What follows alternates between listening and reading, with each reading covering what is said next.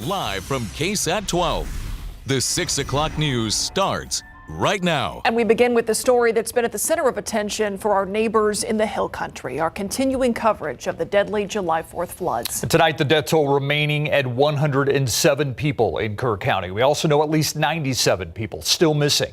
Their family members desperately seeking answers and closure. And KSAT remains committed to staying in the Hill Country, bringing you the stories that matter to our community. We have had team coverage there since this tragedy happened.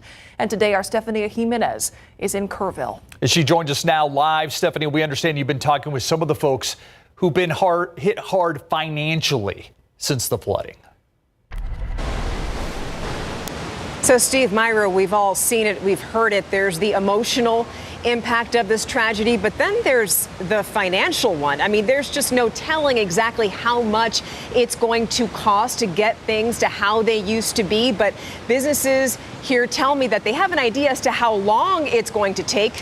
And that's years. But I have to say, the community is off to a good start. We're seeing neighbors helping neighbors, and we all know that they could use all the help that they can get. Now, on the other hand, there is some controversy right now, not too far from where we're standing right now, and it has to do with tax hikes. Kerr County commissioners approved a higher tax rate calculation for flood recovery, and some of the people who disagree have gathered right now for a protest. That's where Avery Everett now joins us now live. Avery. Protect the vulnerable is the message that so many of these signs on Sidney Baker read. Now, this protest is happening just 2 weeks, nearly 2 weeks after that deadly, devastating flood here in the Hill Country. And people here say they want transparency in the budget process moving forward. So let's first go over what happened at the County Commissioners Court meeting on Monday. Leaders decided the tax collector could use a special method to calculate property tax rate limits for Kerr County, Lateral Roads, and Lake Ingram Estates Road District. Now, that means the voter approval tax rate could be calculated using a higher percentage than typically allowed because of the disaster declaration. But again, this is just a calculation at this point. It's not an actual tax increase. Organizers say now is not the time for this conversation, but county leaders say this could allow for more cash flow management while the county waits for possible funding for federal assistance. There's families grieving that will be grieving for months, that are still looking for closure. They're still looking for their family members. It's absolutely disgusting that they're even talking about it right now. This doesn't mean we're raising taxes. The difference is not to pad a budget or anything like that. It's for the unforeseen costs that have arisen out of the disaster.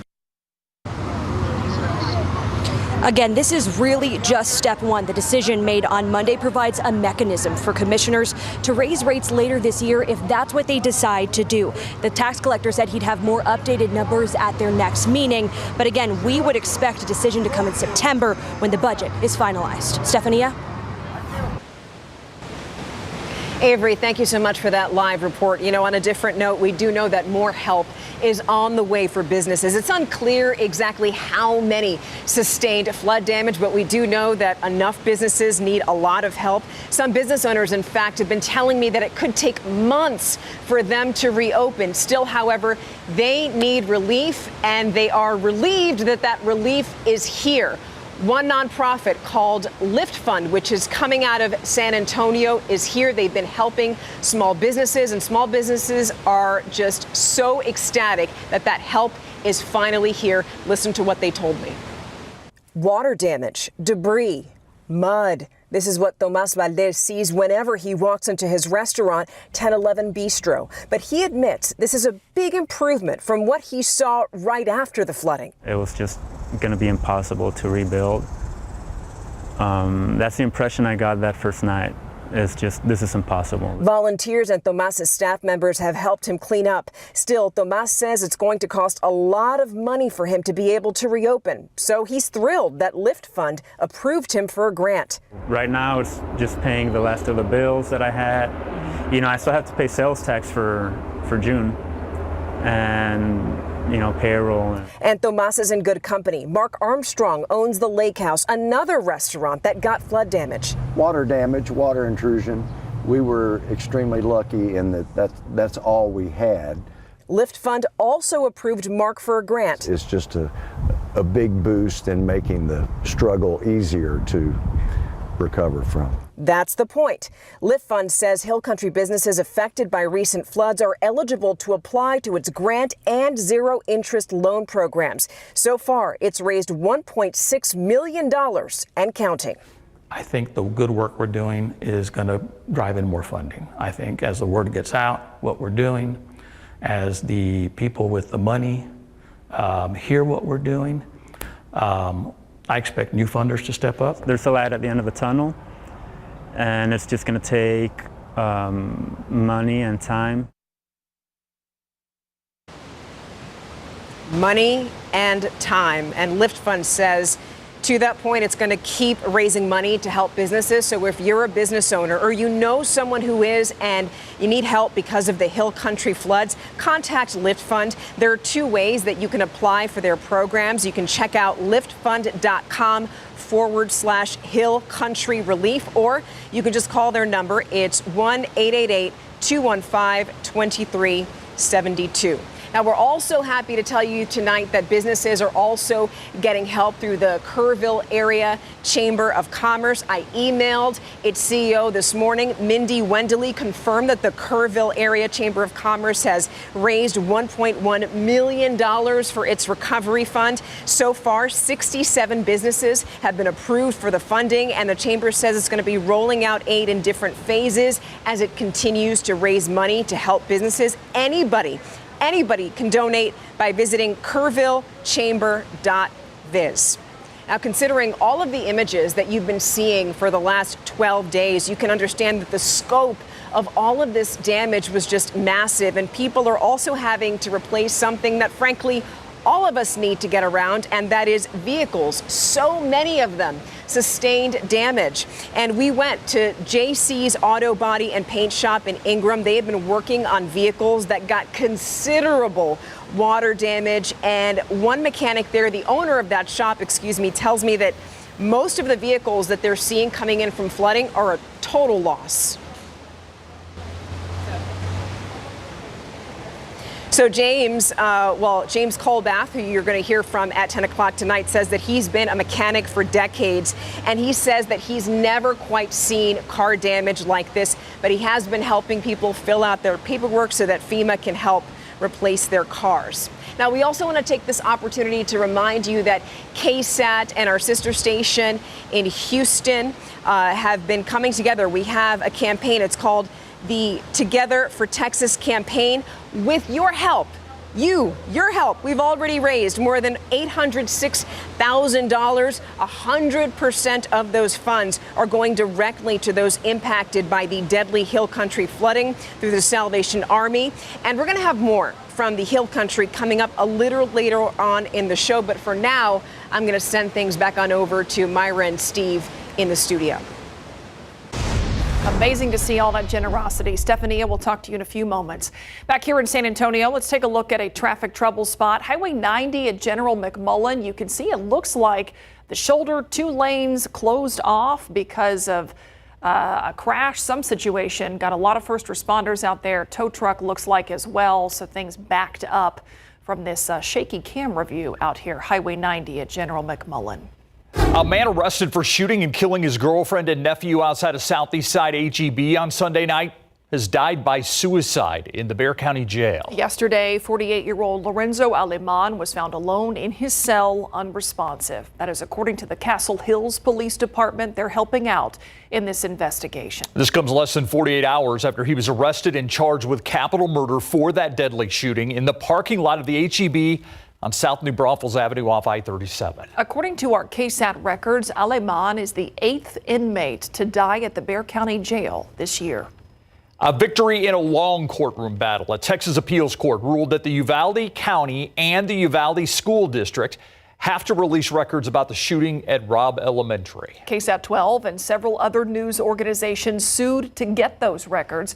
KSAT investigates. Daniela Ibarra explains what could be in those records and how soon they could be made public.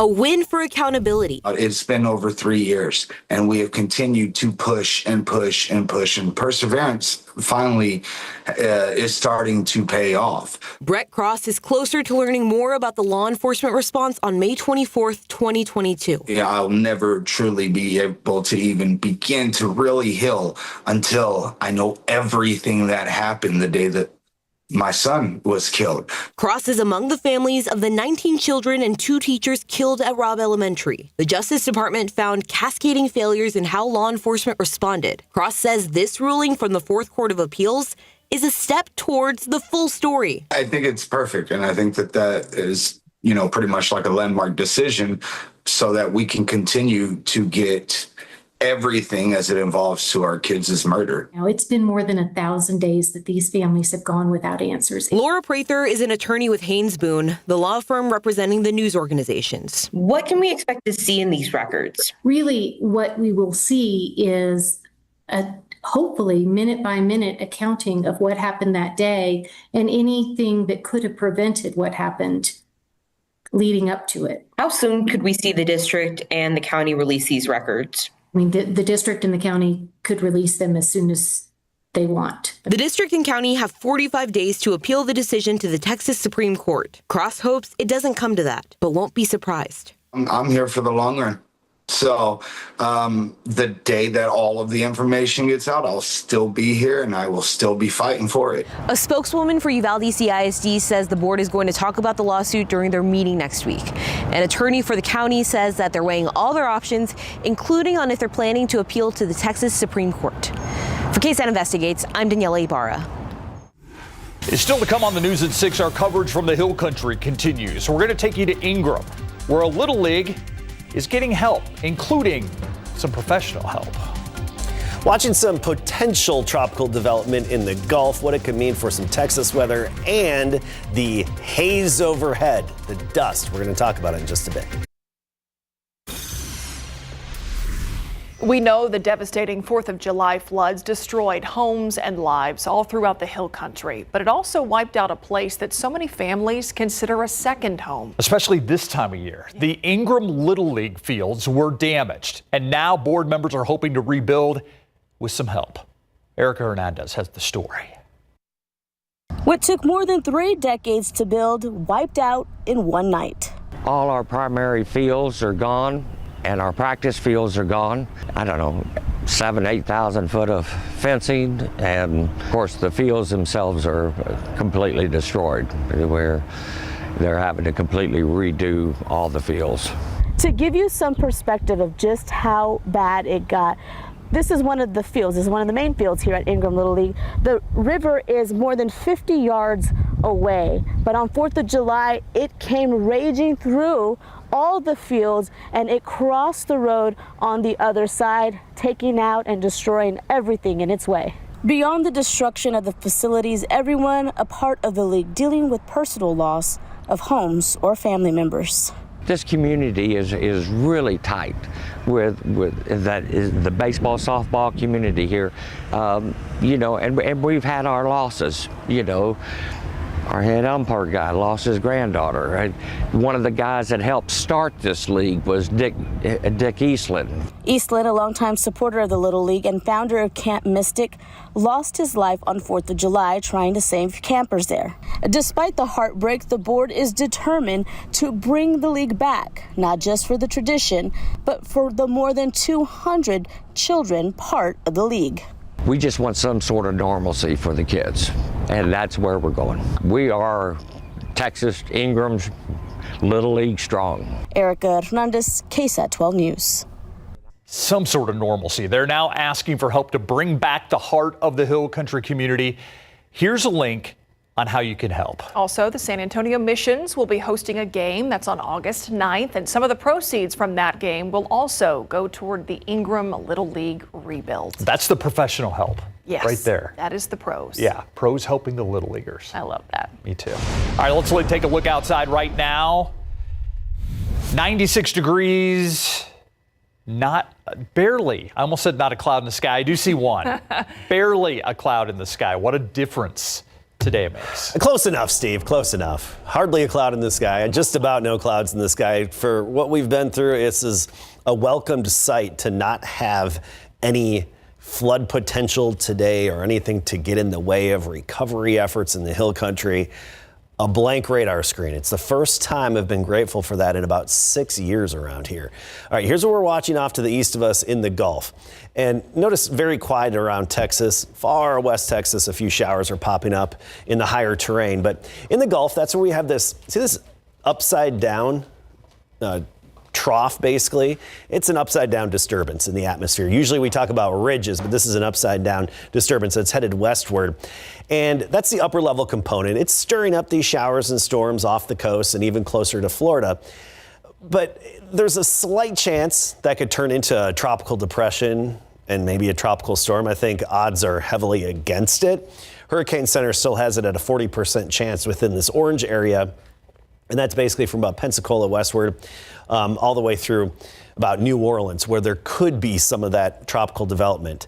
I think more than anything, we're going to get some clouds from this and then a slight chance of a few showers, especially in some of the counties east of San Antonio by Friday, possibly even into Saturday. But here's one look at what I think is likely to happen with this system. Low tracks westward. Rain-making energy generally in Louisiana, and then come Friday morning moves into parts of East Texas and especially Houston getting rain from this. Yes, we could have a few brief showers around San Antonio, but right now odds favor closer to Houston and on into Louisiana and East Texas for most of the rain.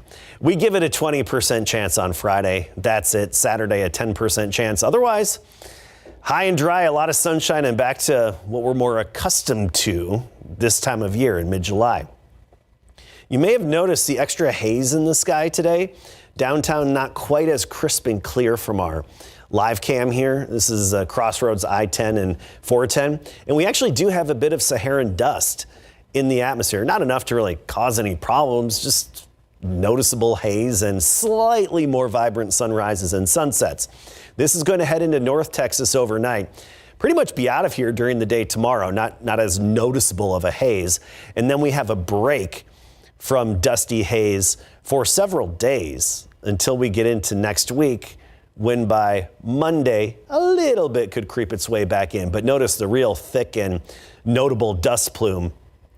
That's way out in the Atlantic. I mean, we're talking the central Atlantic and closer to Africa. All right, temps right now, triple digits at Port SA. That's the only triple digit reading on this map. 90 Boerne, 97 Floresville, 95 in Hondo, Bulverde at 91. 96 officially at the airport in town. By 10 o'clock, we're down to 83, midnight 80 degrees. And tomorrow, just like today, we topped out at 97 today.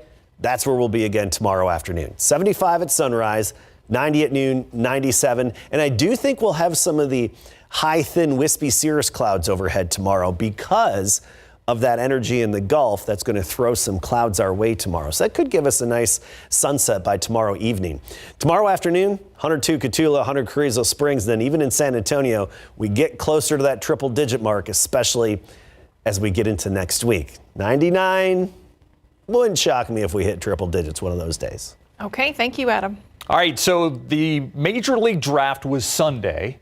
We now know where some of the UTSA stars have signed, Mary. Yeah, we had question marks with some stars that didn't get drafted. 2 UTSA stars inking deals as undrafted free agents with MLB teams. Yes, we know where Mason Lytle is going. And one Tidy soccer player remembers his coach, Reese Zucker, who lost his life in the Texas Hill Country flooding after the break. The Houston Astros have signed 5 undrafted free agents, one being outfielder Mason Lytle out of UTSA. Lytle was the AAC Player of the Year and Defensive Player of the Year and played an important role in the Roadrunners' first ever NCAA Super Regionals appearance. At the beginning of the season, UTSA baseball's head coach, Pat Hallmark, said the program put a lot of stock in trying to keep Lytle in San Antonio as he was a highly sought after player. And you know how that goes in the NIL era. It paid off for UTSA. Fellow teammate and outfielder James Tausig signed with the White Sox today. UTSA had 2 players drafted. Well, the Spurs have decided to shut down Dylan Harper for the rest of Summer League, signaling the franchise is pleased with what the number 2 overall pick had to show in his 2 games played in Las Vegas. Harper totaled 32 points, 8 rebounds, and 2 steals after averaging 22.5 minutes per game. Harper missed the Spurs' first 4 Summer League games due to minor groin soreness. However, the decision to shut Harper down did not have to do with the rookie's injury status. For the first time since the horrific tragedy of the flooding in the Texas Hill Country and the loss of Kerrville-Tivy head coach of the soccer team, Reese Zucker, his wife, and their 2 children, one Tivy soccer player is remembering his beloved coach. Colin Rose, a senior on the soccer team, told our Nick Mantis this morning what he'll remember most about Coach Zucker. He was an amazing coach, and more importantly, an amazing man. He was always there for us, no matter what it was. I mean, if we were in a difficult situation or like a hard time, he was always there. If kids needed jobs, if kids needed anything, he was there. Like, here, I can get you a job. And he was a construction teacher at Tivy, so he was like, if you want to come work and if you want to come do this, like, I'll help you out, I'll find you stuff. He was always there for us, and no matter where you were from, no matter who you were, he loved each and every one of us, and he was just an amazing, amazing man. Thank you to Colin for sharing his words on Coach Zucker and his legacy. We'll hear more from Colin tonight on the Night Beat. Now, earlier today, the San Antonio Missions announced one of their upcoming games will be dedicated to raising money to support those affected by the Hill Country floods. It'll be Saturday, August 9th at Wolf Stadium. Missions players will wear the baseball jerseys from Centerpoint, Comfort, Ingram, Tom Moore, and Kerrville-Tivy high schools. And 4-time NBA champion Manu Ginobili will also wear one of the jerseys and throw out the first pitch. The jerseys will then be autographed and auctioned off after the game. All of the funds raised will go to the Kerr County Flood Relief Fund. The funds will also go towards Ingram Little League to help rebuild their fields that were damaged in the floods, which you see there on the screen. Heartbreaking to see. Hopefully that will help restore the fields. You know, help comes in all forms. Yes. And we've certainly seen it since this flooding. Thank you, Mary. Thank you. All right, still to come here on the news at 6. Do you remember Enchilada Day at school? I'm going to answer my own question. Yes, I do. It was every Wednesday, and it was wonderful. Well, to this day, a local school district is showcasing its enchiladas that they say come with a lot of nutrition and all that flavor. We'll talk about it coming up. Our team coverage from the flood-ravaged Hill Country continues tonight. Stephanie Jimenez joining us once again live from Kerrville, where she's been speaking with community members impacted by this flooding on the 4th of July. Steph, you've been talking a lot about the help that we're seeing pouring in for businesses. I want to talk about what does that help look like, and also mention that we got a viewer email during our 5 o'clock asking a question about how businesses are receiving this financial help. I know you have some information about that. Well, yeah, that financial help, Myra, is coming right away. So let me just take a step back and tell you that, of course, I mean, there are countless groups that have been helping survivors, that have been helping businesses. And then you have FEMA, but then you also have nonprofits that have been stepping up. And what's amazing is that they've been able to gather funds in just a short amount of time. So there are 2 nonprofits that I want to tell you about. The first is the Lift Fund, which is a nonprofit based out of San Antonio. They've raised $1.6 million for businesses, and they're dispersing that money out through grants, and they're also offering zero-interest business loans. And then you have the Kerrville Area Chamber of Commerce. They've raised $1.1 million so far. I spoke with the CEO of that group this morning, and that amount is up from $800,000 on Friday. So they are continuing to raise money, both Lift Fund and the Kerrville Area Chamber of Commerce, and they told me that they have they're really not going to stop anytime soon. They're going to keep offering that aid on a rolling basis as long as they continue to receive donations. Now, as far as when that help is reaching businesses, well, Myra, you'll be happy to know that that help is getting there right away. I spoke with 2 business owners today that applied to Lift Fund's grant program, and they say it took just a matter of days before that money wound up in their account. Obviously, Lift Fund is accepting applications through their website. They're also taking applications over the phone. But what Lift Fund is telling me is that they have sort of an adjuster make sure that the businesses that are applying for aid are legitimate. And then once they prove that that's the case, that money is sent to those business owners immediately. Myra. You know, Lift Fund also played a role in the COVID recovery. Yes. They gave out some COVID business loans in San Antonio, Yes. so that's something they've been Hurricane involved in. Harvey? Yeah, in the past. Do you know if businesses are actually applying for help up there? I do have the answer to that, Steve. I'm very happy to tell you that dozens of them. I just mentioned the Kerrville Area Chamber of Commerce, and as of this morning, the group CEO told me that 67 businesses have applied for their grant program. And then when you go over to Lift Fund, the group's leader told me also just a few hours ago that 50 people have applied to the grant program and another 10 business owners have applied to the zero interest loan program. So obviously, dozens of businesses have taken up that aid. And so we understand, Stephanie, that this help is coming really at a crucial time for so many of these groups. You know, the issue there is that July is the key month for a lot of these businesses. I was speaking to a business owner this morning, and he explained why that is, and that's because of camp season. Just think about it. You have so many families coming in from out of town, dropping their kids off at camp, and they usually patronize these businesses before they drop their kids off. And then when they come and pick them up again a week or 2 later, they again visit local businesses here in Kerrville. And really, July is the key month for all of these camps. And so you can see that that affects these businesses directly. Now, I also want to talk about other help that's reaching a lot of the businesses here. Coaches, student athletes from local and surrounding school districts are also helping people. We know that earlier during this newscast, we showed you some of the damage that was done to the Ingram Little League fields. Well, our Mary Rominger also spoke with other coaches and volunteers who are helping those who really need it the most.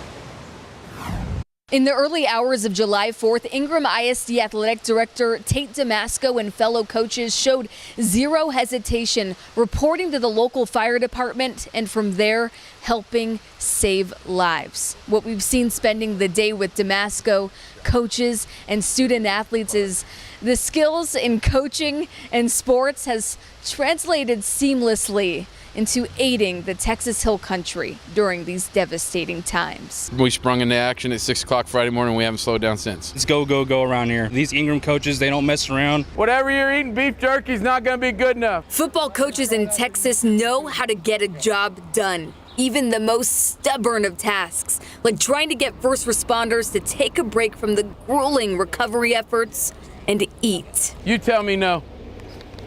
Tell me no right now. Look at that meal. Look at that. That looks amazing. I knew it. They also know how to hire the right people. What do you look for in a coach? Somebody that cares about kids, sacrifice time, which you're finding a lot about each one of our staff members right now, and wants to be at Ingram and takes pride in being here. A group of Ingram coaches have reported for duty every day since July 4th, helping prepare meals and distribute them with Virginia-based nonprofit Mercy Chefs. This is actually why I took this job in Ingram last year, because I knew these coaches around here. They're a really great team. And leaders by example. Ingram student athletes are following in the footsteps of their coaches. For the football team, it's conditioning in the morning and volunteering right after. We try to get them back in their routine as fast as possible, but we've had kids clearing properties, we've had kids clearing bridges so people can get through. It's been a real it's been a real blessing to see some of those traits and stuff that we're trying to pour into them are actually coming out at a time of need. Through the hardship, the coaches and players are a light, spreading their infectious energy throughout City West Church. We do have, joke and tease with each other a little bit. And then reality sets in when we go out past the checkpoint. There are reminders of the July 4th tragedy everywhere, but one closer to home at Ingram High School. Former Ingram football star 27-year-old Julian Ryan lost his life in the floods trying to save his family. Ryan's heroics serving as a motivator for the community. He played before I was here, and I never got to meet him. But that day, what he did that morning is a hero. And we've got a lot of those around here. But we will celebrate him when we get to that point. Mary Rominger, KSAT 12 Sports, reporting from Ingram. That's the spirit we've seen over and over in the Hill Country. I love it. Down, but certainly not out. All right, it's healthy eating where you'd least expect it. After the break, how a local school district putting a twist on a local favorite. If you think healthy meals are always boring, Northeast ISD says not so fast. Yeah, the district sharing the recipe for their famed enchiladas with schools across the country. Glad we're airing this right at dinner time. I know, right? Yeah, Jaffney Gray, lucky enough to get a sample of Enchilada Wednesday. Today we're here to show you the process for our cheese enchilada recipe. What is your favorite enchilada? Cheesy. Chicken. Any of them that's spicy. Enchilada Wednesdays. Based off of that demonstration that I saw and then tasting some of the samples, they are off the chain. But it's more than just the flavor. You guys are all about the nutrition aspect of it. We are very dedicated to cooking as fresh a food as possible for our kids, controlling the ingredients that go into it, and by making things from scratch, like our iconic cheese enchiladas, homemade Spanish rice, using dry beans, cooking and seasoning them, we can make the best meal possible. And I bet they don't even realize how healthy they're eating, do they? Oh, it's all about meeting their flavor and then getting the nutrition in them, because it doesn't do any good to make nutritious food if it is not put into the body. When you hear the word enchilada, what is the first word to come to mind? Party. Spicy. Spanish. My sister-in-law. She's Hispanic and she makes them homemade. It's pretty easy and affordable to make at home, correct? Mexican food in general, the Tex-Mex that we are used to in San Antonio, are not an expensive meal item. Beans and rice, we all know that that's a staple of many of our San Antonio diets, and it's not a pricey thing. But learning steps of making your recipes more healthy by what the ingredients you're controlling in it is a key. Jaffney Gray, KSAT 12 News. Yum. Looks good. Gotta have the milk, too. Did you notice that? Oh, yeah. Northeast ISD will head back to school on Monday, August 11th. By the way, if you're interested in getting free or reduced school lunch, you need to apply for it. We have a link to do that on our website at ksat.com. It will take you to another website where you will find all the steps on how to apply. I love that Myra was, reminiscing about Enchilada Wednesdays. I speak from experience when I say the Reagan High School line on Enchilada Wednesday in the cafeteria was long. All right, SA Picks is back this year. This is a KSAT contest where you can nominate top businesses in a long list of categories. Nominations will run until August 1st. We'll announce the finalists for each category on August 19th. Finalist voting will open August 20th and end September 12th. You can vote for each category once a day. Then we will announce the winners in late September. We have a full list of those categories that you'll be able to vote on, available now on KSAT.com. Just search SA Picks. Take a live look outside with Live Cam, and it is a typical, maybe even slightly cooler than normal July day. We will take typical, and Adam Caskey's going to talk about it coming up after this.